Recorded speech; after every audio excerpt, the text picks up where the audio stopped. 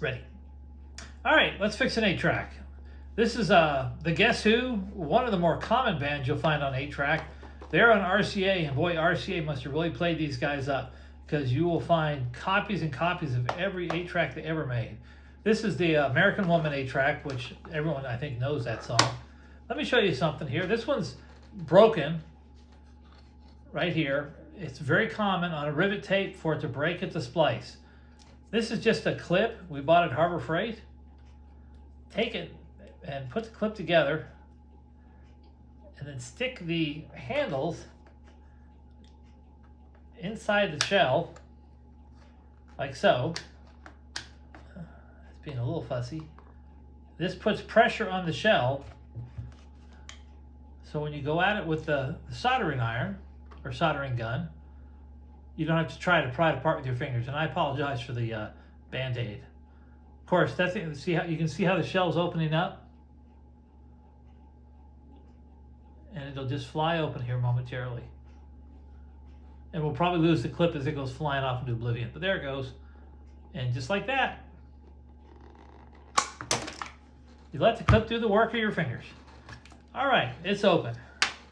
This has probably been broken at the splice for some time because a lot of the spool has come loose. So we'll need to reset the tension. Hold the tape, the spool right there, and pull on the tape. It wasn't too bad. You had a little bit. Take your little screwdriver, and let's reload that tape back on there. Oops.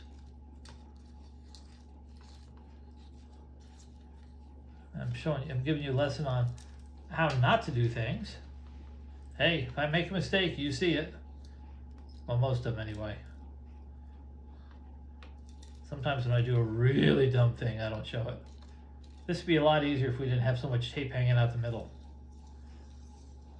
There we go. Alrighty, now you can see that this has got the old splice on there.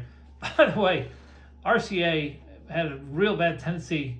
I guess the folks that were putting the tapes on, they put their splices on crooked all over the place, and then they would just shave the tape down around the splice. Look how crooked that is. And then when we go like this and pull off the splice, I don't know if you can see how much they actually cut the tape down so that the splice wasn't sticking off to one side or the other, or it was a really cockeyed. So anyway, let's go ahead, and the slack is just about perfect on this one. I didn't pull it real tight. Let's go ahead and get rid of this old glue area.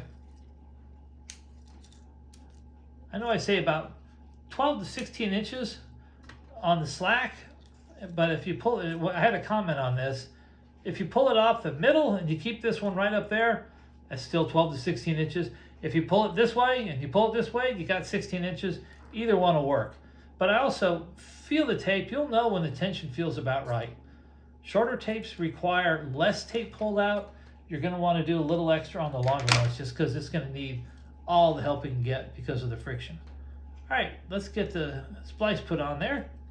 The sensing foil is sold at Kate's Track Shack. I have to put in the obligatory shout out. All right, we got that on there. Oh, and by the way, the plastic rings you see on these tapes, make sure you leave them on there. These RCA tapes and shells are fantastic, but they do like to rise up in the middle.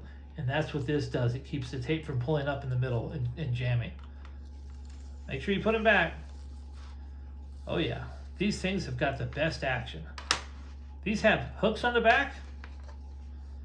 So you get that on there, then you just pull it forward, push down, and now the rivet's sticking out. So you just take your rivet gun, heat it up, and spin it back in. And also these RCA tapes are really good about not having the felts fall off the brass clips. Alrighty. We apply pressure as it heats up, and you can just see it spin right back in. There we go. You'd never know you were in there. Let's hear how it sounds.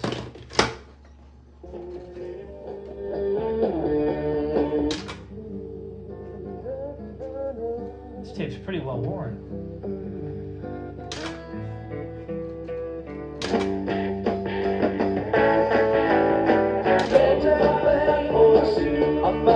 Boy, these songs were on the radio non-stop when I was young. Yeah, this tape does have some wear. It's taking some of the high ends off it. But once you turn it up louder, it sounds all right. Anyway, sorry that took so long. But there you go. All fixed. Thanks.